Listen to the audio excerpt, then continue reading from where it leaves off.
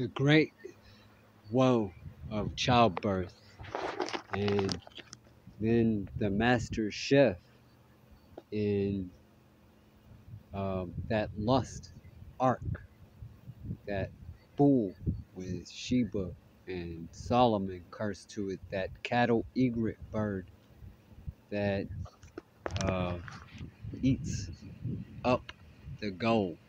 In the Bible, it talks about 1 Samuel 5 and 6, the golden ark, golden mice or hemorrhoids or tumors, and it has something to do with the law of lust or the sin of lust. And the Sheba, uh, the cattle egret bird, I call Sheba, eats up that emerald or that hemorrhoid or that tumor or that golden mice that is said to be a part of 1 Samuel 6, 4 through 5 or 6 or 7. But that great woe in lust as childbirth, and in that lustful bull ark there are the commandments. Thou shalt not covet, thou shalt not thieve, thou shalt not covet thy neighbor's house, nor give false witness, and so on, or false testimony, and so on. Those commandments where Solomon is cursed to that bull, so that we all have read in the Bible that it is only God's children that burn until the end. And what it means to burn is we are all Jesus Christ, or the saints of 144,000, like it reads in Ephesians 4.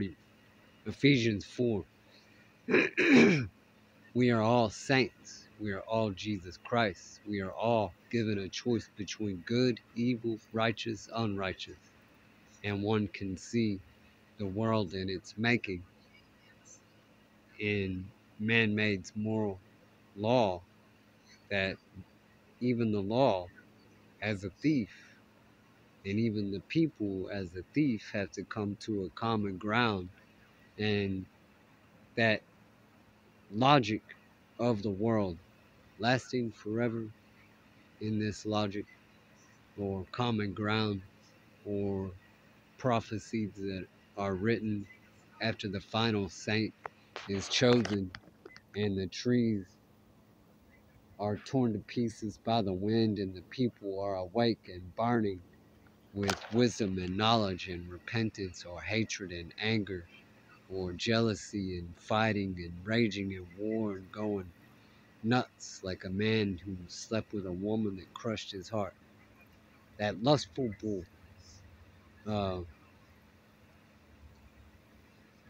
In my understanding of the North and the South Confederacy, the poles, the poles of the North and the poles of the South, and what will eventually break and return back to the mother, the moon, what will eventually break and turn back to the father, the sun, Saul and Lua.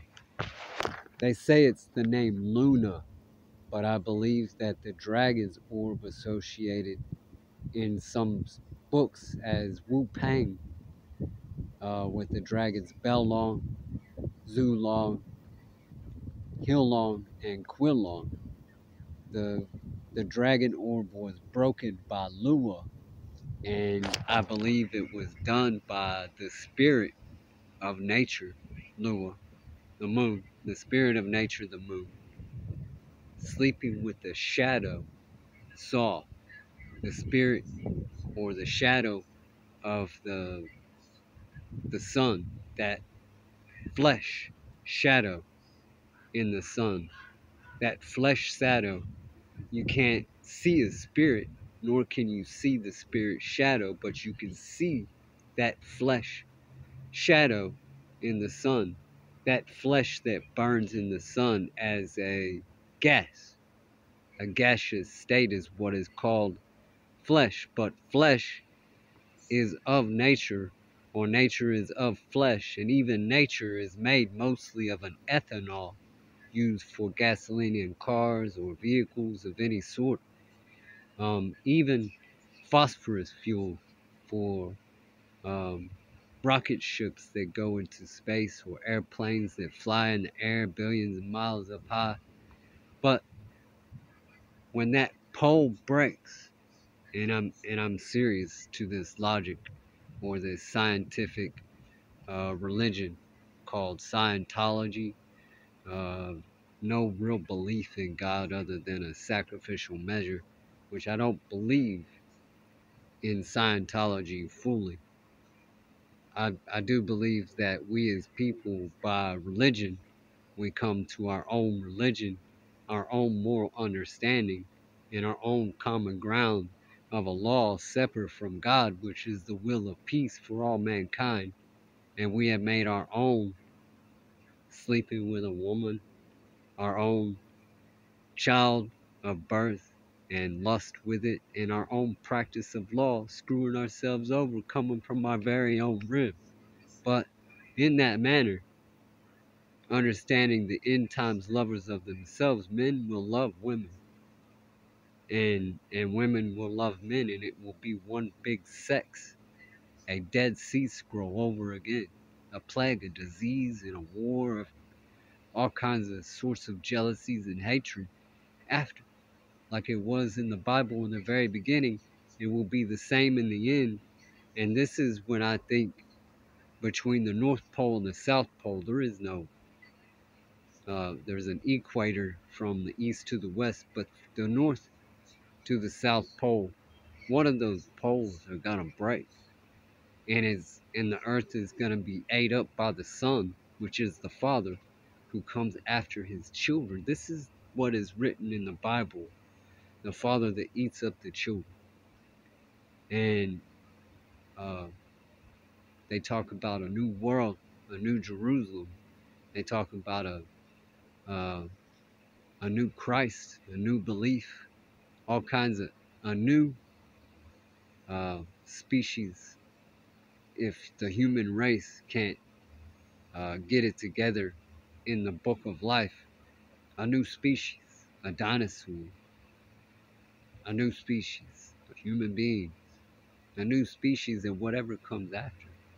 And all of the ideas in the world with God's imagination: birds, bees, bears, cattle, fish, little creepy crawly bugs, whatever God chooses to create next. But the religion in a logic, it is not fair to the moral ethic of man-made law for a man to give up his entire life for the freedom of others by burning with wisdom that God may pick up and purify and make uh, worthy enough to enter into the heavenly stars and be there with the elders who are said to come down and grovel at the feet of him who is triumphant or worthy to open up the seals, meaning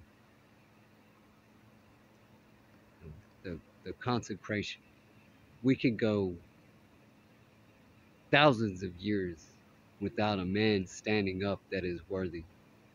And then in that 1,000 years, the seals are opened and it's a great plague and disease. But we could go 100 years where a man is worthy and it is not so great a plague and disease. And this is my logic and my understanding with the great God above that speaks through me omnisciently. A small plague and disease versus a large plague and disease. And this is something that I have taken the time to explain, hoping that others in my footsteps may pick up the cross and carry. It is not that the mind is born and adapted to the man-made moral to hate the children. It is the adapted mind of God to love all his children And these things are written in the book of Enoch. Some people will grow and they will never have love for any of their children. And then some people will have the ultimate love for their children, which is all things. If God is said to be the creator of this great manipulation in the darkness, they call it a dark union of lust. That fool with the darkened eyes no longer gold, and we cut those people off from the heaven that crossed Jesus Christ, the fountain of youth, and they made their own moral law by it. And all the people that choose their ways to say that, all right, it's not fair for 144,000 saints to give up their lives, that we love God's creation, we love God's imagination, we don't want destruction, but we have done this, and yet the people still whip us, they still hex us, they still curse us, they still punish us and beat us and hold us down from becoming prosperous to the moral man-made ethic, and all we can do is pick up a Bible and save others and redeem the bull of lust. This is not something that a child normally wishes for somebody, but if a great large union of people with a favored one, worthy, constantly makes a man live for them as a slave, then it would be said as the 144,000 chosen in the eye for an eye, tooth for a tooth aspect, that would take place with them as well, and all them that choose their ways. I have paid a divination that is untrusted, says the union, and I have placed it upon this favored one of God in his inheritance of the land, and I had given him the abomination of everybody else's lust that he had taken no part in. This is the other thing that says the 144,000 is true, and the great burning and great awakening after the final saint, a large plagued disease, thousands of years waiting for a man to stand up and do something honorable before God, and then not so large a plague, 100 years where I have left the religion in my mouth for people to understand and pick up and carry in my path, after my path, or in a path in a generation's time that I choose for. What is written in 1 Matthew 18 through 25, a generation time before the king of all 12 tribes had favored Jesus Christ in his ark, or an ark of many arks, but one ark, a man that picks up the ark and carries the ark until it's found favorable before God to pass to another in a generation's time. This is the concept of the Bible and carrying uh, God's imagination, not the not the necessary love for people. For people have lost their way to love, and they have grown more to money and treacherous and deceit and backstabbing for law. This is not something that is of God's will, but the animal, and some of them are growing intelligent enough to learn from us in a manner to be not such a great animal, but the animal and nature and all the creatures of the birds, all the creatures of the fish, and all the creatures of the land, they are um, by their trait are considered to be in some species foul or ugly in um, having to survive by killing other animals or whatever. It's the same as human nature, other than uh, the ideology of a large group. If a large group of animals came up to me and punished me like a large group of human beings, then I could consider it the same. But an animal doesn't do that unless unless by some means God had taken a part in it and all the animals attacked you and then all the humans attacked you. But I don't know. Anyways, the point I'm trying to get across is one day that pole from the North and the South Confederacy is going to break. And I believe when it does, the Earth and the Sun and the Moon are going to be thrown out of rotation. And that Son, the Father, will come and eat up his children.